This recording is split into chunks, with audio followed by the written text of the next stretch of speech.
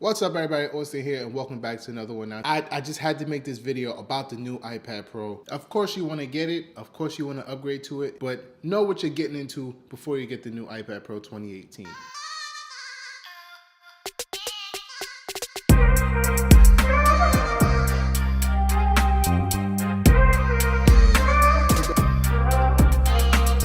So Apple has rolled out their third generation of the iPad Pro, and it has everyone running to the stores, shopping online, and picking up this new thing. After looking at the specs of the new iPad Pro 2018, who wouldn't want to upgrade? I would love to upgrade. I was almost ready to hit that purchase button, but everything may not be great for you. There's a few things that I believe are going to be problematic for me if I were to upgrade from my second generation iPad Pro to the third generation iPad Pro, which is the 2018 model that I'm talking about today.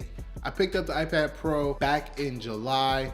I use it heavily for video editing with LumaFusion, photo editing with Lightroom CC. I do digital illustrations with Procreate. So months down the line, Apple releases the 2018 iPad Pro. They do have an 11-inch version and another 12.9-inch version. You get a new body for the iPad Pro, you get a new folio keyboard, and you get a new second generation Apple Pencil. I have the first generation of the keyboard, I have the first generation of the Apple Pencil, and I have the 12.9-inch iPad Pro. Yes, I would love to upgrade. Of course I would. Everything is better. And if you want to see more specs about the iPad Pro, you can definitely see that on Apple's website. But here's my opinion why upgrading is going to be a problem if you're a previous iPad Pro user. First off, USB-C connection.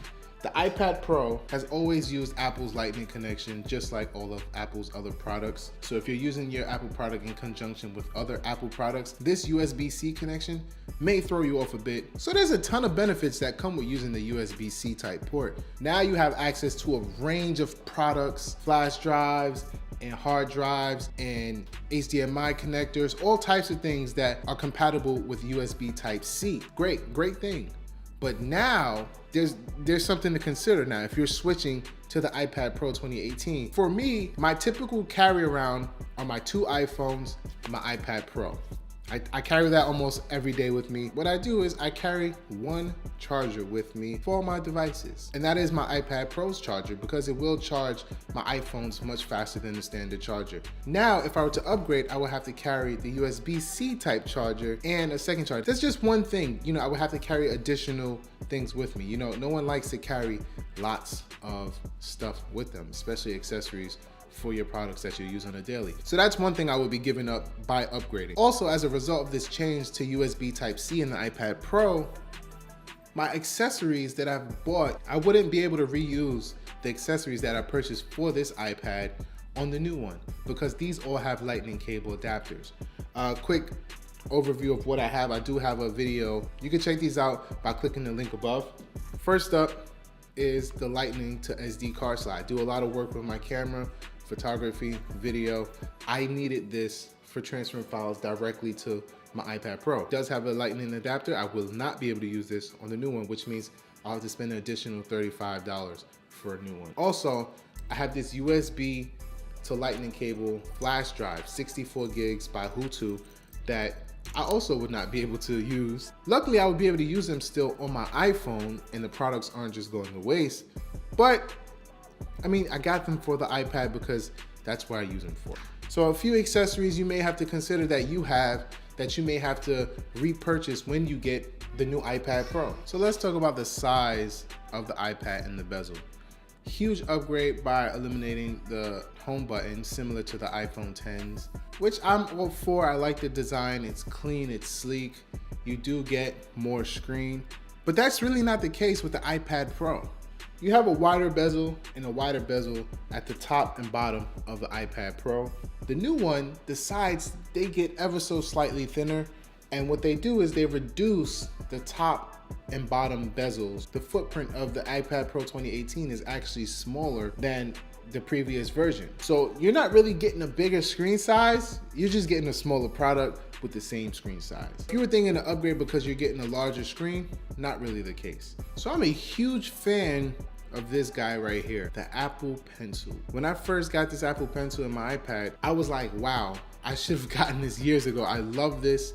Everything that I've done with it, I've always said to myself, why didn't I get this so long ago? Doing all of my design work would have been so much easier with this pencil and this iPad. Great product, but it had a lot of flaws. First of all, this cap, which I'm pretty sure everyone agrees is the worst thing ever for this pencil. Your pencil falls, the cap goes flying somewhere, and you can't find it. I've lost my cap a few times. Luckily, I recovered it, but you know, the fact that it may be lost forever, then you have a capless Apple Pencil that just doesn't look good. The next flaw is there was never anywhere originally to put the Apple Pencil. So the reason I'm telling you this, guys, is because they corrected all these issues with the new Apple Pencil. Lovely, lovely design. It's magnetic, it sits on the top of the iPad and charges wirelessly. You don't have the troubles of plugging this into your iPad and wondering if it's gonna snap your iPad connection or break the pencil if it gets tossed the wrong way. But they fixed it all, right? Now the new pencil is great. You want it, right? But the new pencil does not work with the previous versions of the iPad Pro. Bruh. Wow, why not, Apple? Why not? So in order to get a new pencil, you would have to upgrade to the iPad Pro 2018 model. So alongside the pencil, Apple has upgraded the keyboard that you can purchase alongside the iPad Pro, which I have the first version. Great keyboard, great product, but it also had some flaws. This is closed. You do have like a small notch here. It's an uneven surface in the cover that just makes the iPad a weird shape to hold and handle. The back is exposed. You have no protection for the back of your iPad with this first generation keyboard. Now I have like some small dings in my iPad that is just unfortunate that it happened. But if I had it covered, maybe the case would have been different. Apple has fixed these problems. The new keyboard wraps around completely. You do have the possibility of angling your iPad at 2 different angles while it's on the keyboard stand, which is great. It matches this. Actually, you only have one option on this one with the keyboard out, and then you have a second steeper option with the keyboard behind the iPad. The new one, you keep the keyboard out and you have 2 options with it, which is better, much better.